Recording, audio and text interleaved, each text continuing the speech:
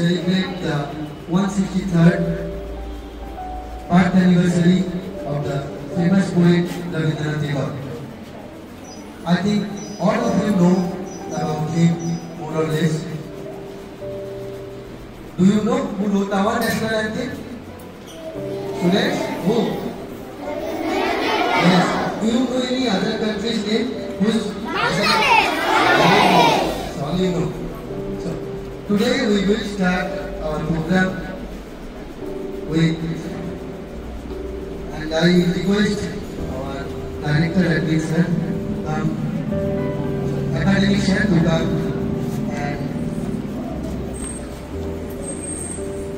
and again secretary sir also invite him to come and join us.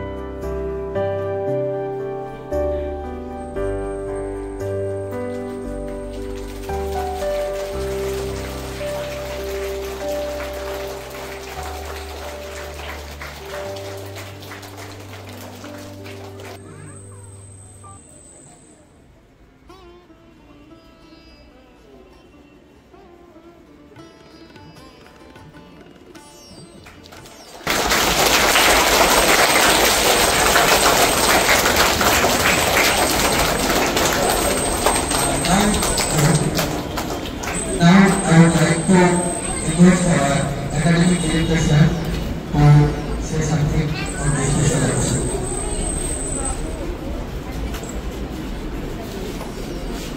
आज আমরা এখানে সবাই মিলিত হয়েছি বিশ্বকবি। আমরা সবাই বলে থাকি কবিগুরু। ওনার পরিচয় আরেকটা পরিচয় সেটা হচ্ছে বিশ্বকবি। He is the poet of the world. একটা ছোট্ট ঘটনা তোমাদের বলবো। একটা সম্মেলন হয়েছিল যেখানে পাকিস্তান, শ্রীলঙ্কা, আরেকটা দেশ, ওরা লেখক, এরা সবাই লেখক, সবাই কবি সম্মিলিত হয়ে একটা জায়গায় বসেছিলেন। বসে ওনাদের একটা রবীন্দ্রনাথের গল্প শোনানো হয়েছিল।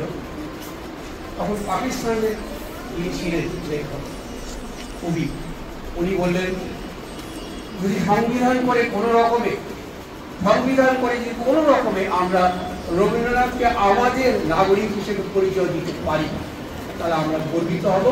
আজকে পাকিস্তান থাকবে না, সেটা অন্য পাকিস্তান।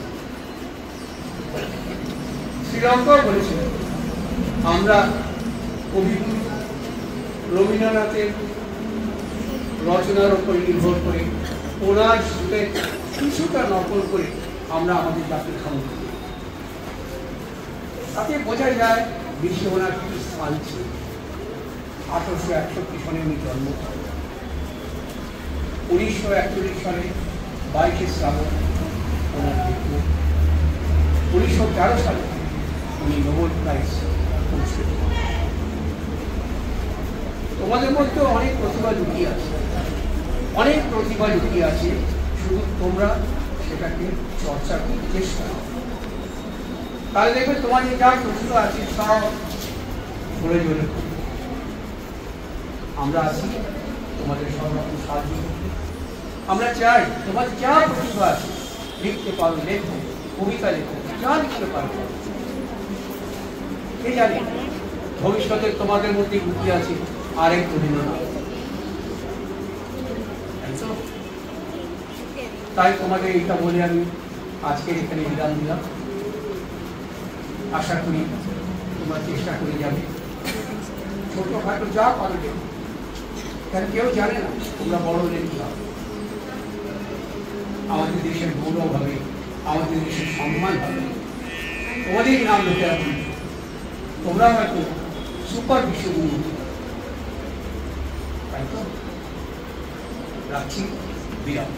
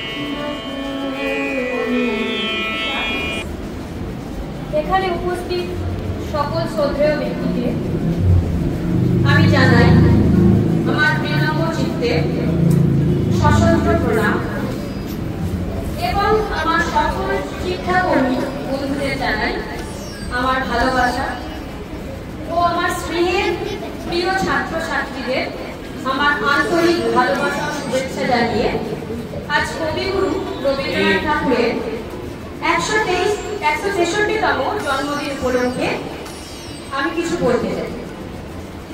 আজি এ প্রভাতে রবির কর কেমনে পশিল প্রাণের নির্ঝরের স্বপ্ন। বিখ্যাত এই কবিতাটি কবিগুরু লিখেছিলেন। প্রভাত, এই শব্দের অর্থ তোমরা সত্যি প্রত্যেকেই জানো, দিনের শুরু। আজ তাই এত শুভক্ষণের শুভ দিনে কবিগুরুকে প্রণাম জানিয়ে আমি বলতে চলেছি কবিগুরু সম্পর্কে। খুব ছোট্ট একটি বক্তব্যই বলবো। কবিগুরু রবীন্দ্রনাথ ঠাকুর জন্মগ্রহণ করেছিলেন কলকাতার জোড়াসাঁকোর ঠাকুর পরিবারে 1861 সালের 7ই মে। কিন্তু ঘটনাক্রমে আজকে 8ই মে।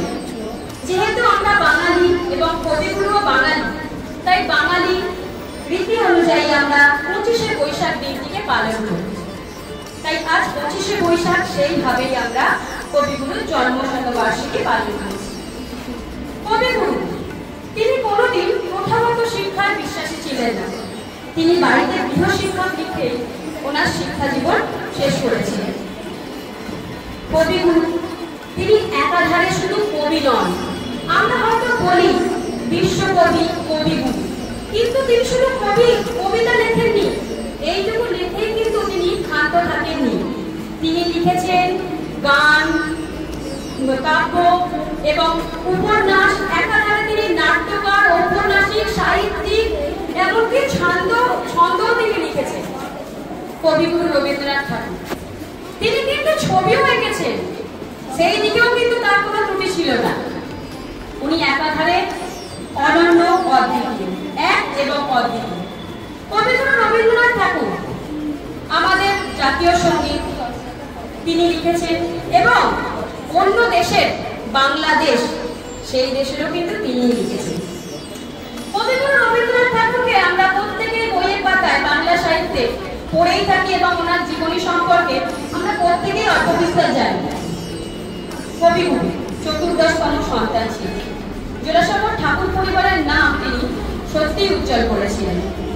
তিনি শুধু ওনার কবিতায় বিশ্বকবি এই নামটা ছাড়াও উনি ওনার কাব্য সাহিত্যে অনেক ছদ্মনামও ব্যবহার করেছিলেন। ভানু সিংহ, আন্নাকালী পাকরাশি, দিকশূন্য ভট্টাচার্য। এছাড়াও তিনি আমাদের বাংলা সাহিত্যে আরো অনেক নতুন এবং আরো অনেক সাহিত্যের ভাবটাকে ফুটিয়ে তুলেছেন কবিগুরু রবীন্দ্রনাথ ঠাকুর। ওনার সম্পর্কে হয়তো বলতে গেলে আজ আমার বলা শেষ হবে না, কারণ ওনাকে হয়তো আমরা জানতে পেরেছি খুবই অল্প। ওনাকে জানার এবং ওনাকে চেনার সীমা সেটা সত্যি আমাদের অসাধ্য, পারিনি। উনি একেবারে সবকিছুই করে গেছেন। সেই বিশ্বকবি জানি আমরা 22শে শ্রাবণ মারা গিয়েছিলেন, কিন্তু ওনার মৃত্যুটা ঠিক শারীরিকভাবেই মৃত্যু হয়েছিল। কারণ মাইকেল মধুসূদন দত্তের লেখা বঙ্গভূমির প্রতি কবিতায় মাইকেল মধুসূদন দত্ত বলে গিয়েছিলেন, জন্মিলে মরিতে হবে, অমরকে কথা পাবে। আমরা জানি একটা ছোট্ট পিঁপড়েও যেমন জন্মগ্রহণ করে, একটা ছোট্ট জীব যে কোনো জন্ম যেমন থাকে, তার মৃত্যু নিশ্চিত। তাই কালের নিয়মে রবি ঠাকুর হয়তো মৃত্যুবরণ করেছেন, কিন্তু আমাদের প্রত্যেক বাঙালি, প্রত্যেক সাহিত্যের মনে রবি ঠাকুর চির অমর হয়ে থাকবে। ওনার মৃত্যু কখনো আমরা সেইভাবে কিন্তু মেনে নিই না। ওনাকে আমরা সারা জীবন, সারা বছর, শুধুমাত্র জন্মদিন নয়, প্রতিটি দিনই মনে করতে চাই।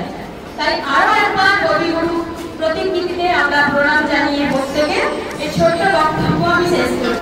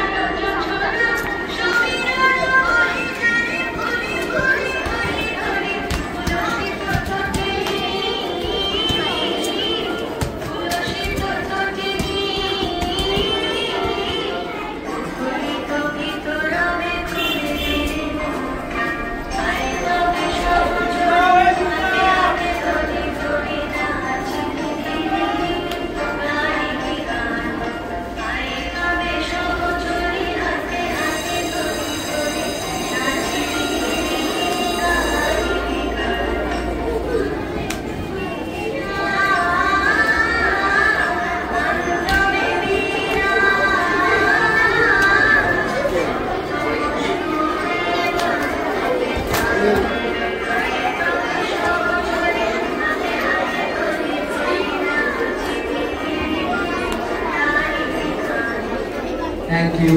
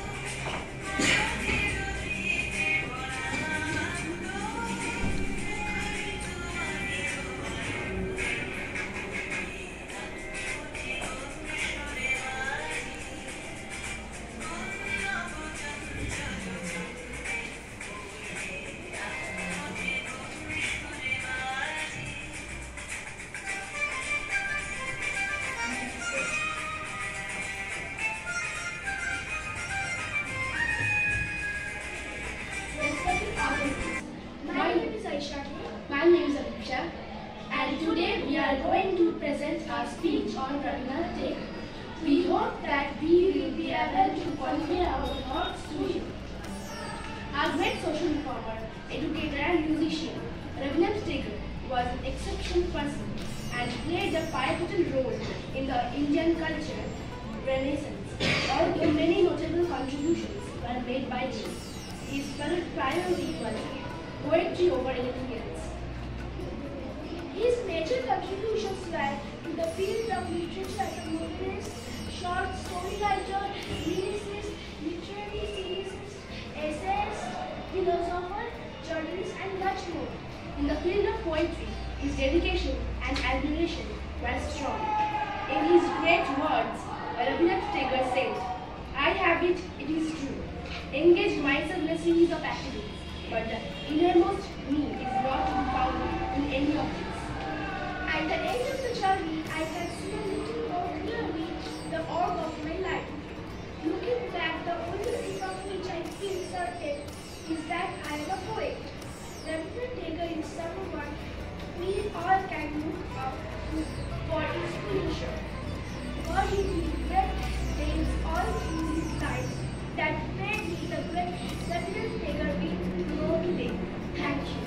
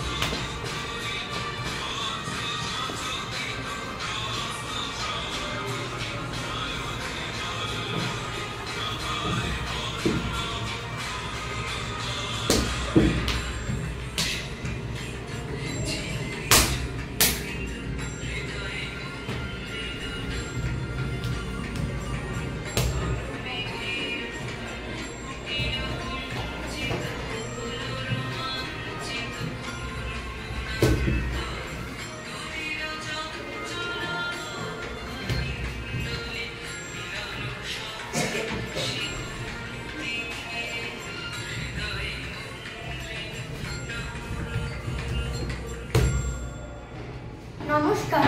কবিগুরু রবীন্দ্রনাথ ঠাকুরের রাজা ও রানী। এক যে ছিল রাজা, সেদিন আমায় দিল সাজা। ভোরের রাতে উঠে আমি গিয়েছিলাম ছুটে, দেখতে ডালিম গাছে বনের পিরভু কেমন নাচে। ডালে ছিলেন চলে, সেটা ভেঙে গেল পড়ে। সেদিন হলো মানা আমার পেয়ারা পেরে আনা। রথ দেখতে যাওয়া আমার চিড়ের পুরি খাওয়া। কে ছিল সেই রাজা জানো? কে দিল সেই সাজা? এক যে ছিল রানী, আমি তার কথা সব মানি। সাজার খবর পেয়ে আমায় দেখলো কেবল যে, বললে না তো কিছু, কেবল মুক্তি করে নিচু। আপন ঘরে গিয়ে সেদিন রইল আগল দিন, হলো না তার খাওয়া কিংবা রথ দেখতে যাওয়া। নিল আমায় কোলে, সাজার সময় সারা হলে গলা ভাঙা ভাঙা, তার চোখ দুখানি রাঙা। কে ছিল সেই রানী আমি জানি জানি জানি।